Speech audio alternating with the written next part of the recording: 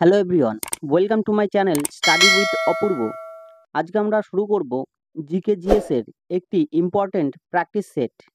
আপনারা যদি কোনো রকম সরকারি চাকরির প্রস্তুতি নিয়ে থাকেন তবে এই সিরিজগুলি আপনাদের জন্য খুব উপযোগী হতে পারে।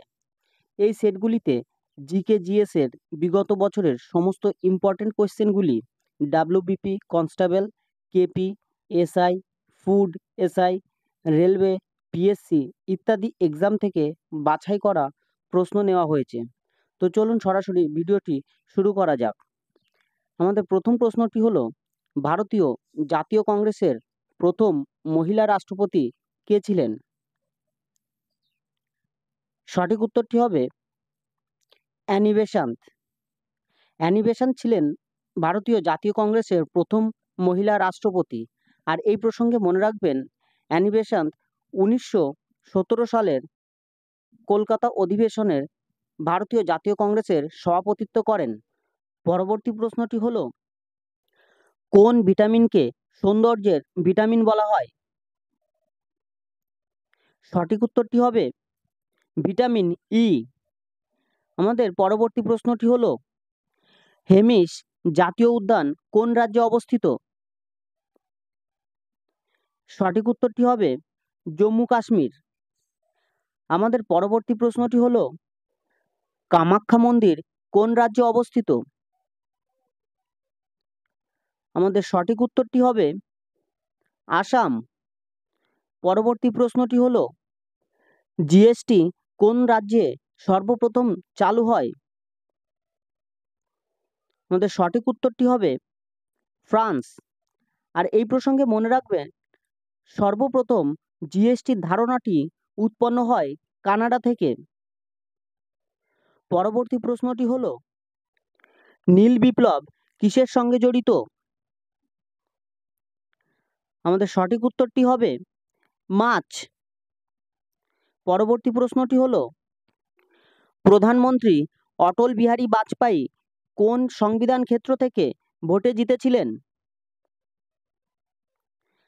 আমাদের সঠিক উত্তরটি হবে লখনৌ, উত্তরপ্রদেশ। অর্থাৎ উত্তরপ্রদেশের লখনৌ শহর থেকে প্রধানমন্ত্রী অটল বিহারী বাজপেয়ী ভোটে জিতেছিলেন।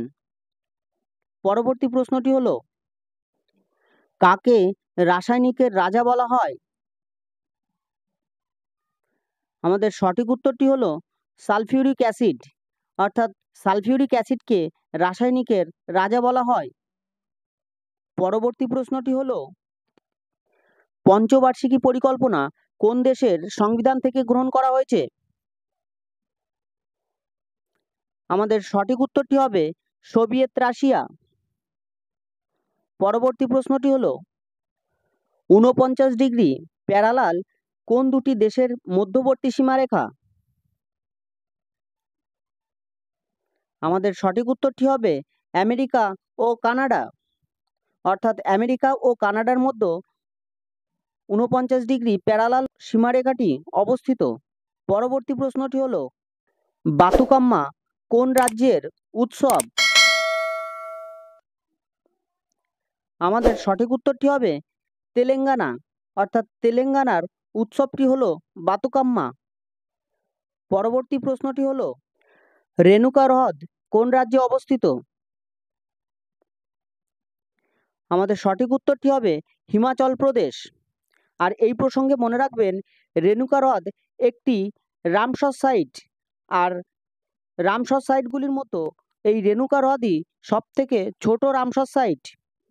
আমাদের পরবর্তী প্রশ্নটি হলো, একটি পশ্চিম বাহিনী নদীর নাম লেখো। আমাদের সঠিক উত্তরটি হবে তাপ্তি। অর্থাৎ তাপ্তি একটি পশ্চিম বাহিনী নদী।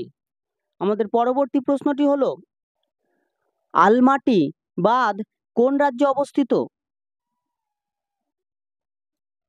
আমাদের সঠিক উত্তরটি হবে কর্ণাটক। অর্থাৎ কর্ণাটক রাজ্যে আলমাটি বাঁধটি অবস্থিত। আর এই প্রসঙ্গে মনে রাখবেন, আলমাটি বাঁধটি কৃষ্ণা নদীর ওপর অবস্থিত। আমাদের পরবর্তী প্রশ্নটি হলো, চাপের এসআই একক কি? আমাদের সঠিক উত্তরটি হবে পাস্কাল, অর্থাৎ পাস্কাল হলো চাপের এসআই একক। আমাদের পরবর্তী প্রশ্নটি হলো শ্রীকান্ত উপন্যাসটি কার লেখা? আমাদের সঠিক উত্তরটি হবে শরৎচন্দ্র চট্টোপাধ্যায়। পরবর্তী প্রশ্নটি হলো পতঙ্গ সংক্রান্ত বিজ্ঞানকে কি বলা হয়? আমাদের সঠিক উত্তরটি হবে এন্টোমোলজি।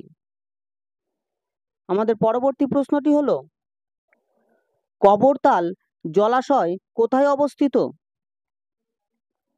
আমাদের সঠিক উত্তরটি হবে বিহার, অর্থাৎ বিহারে কবরতল জলাশয়টি অবস্থিত। আমাদের পরবর্তী প্রশ্নটি হলো কালাজ্বর কে আবিষ্কার করেন? আমাদের সঠিক উত্তরটি হবে উপেন্দ্রনাথ ব্রহ্মচারী, অর্থাৎ উপেন্দ্রনাথ ব্রহ্মচারী কালাজ্বরের আবিষ্কর্তা। দীনবন্ধু কার ছদ্মনাম? আমাদের সঠিক উত্তরটি হবে CF অ্যান্ড্রুস। তো বন্ধুরা, এটিই ছিল জিকে জিএস এর আজকের সেট 1। এরকম আরও ভিডিও পাওয়ার জন্য চ্যানেলটিকে লাইক, শেয়ার, সাবস্ক্রাইব করবেন এবং পাশে থাকা বেল আইকনটি অবশ্যই প্রেস করবেন, যাতে আমার ভিডিও সবার প্রথম আপনার কাছে পৌঁছে যায়। আর অবশ্যই কোনো ডাউট থাকলে কমেন্ট বক্সে কমেন্ট করবেন। Thank you.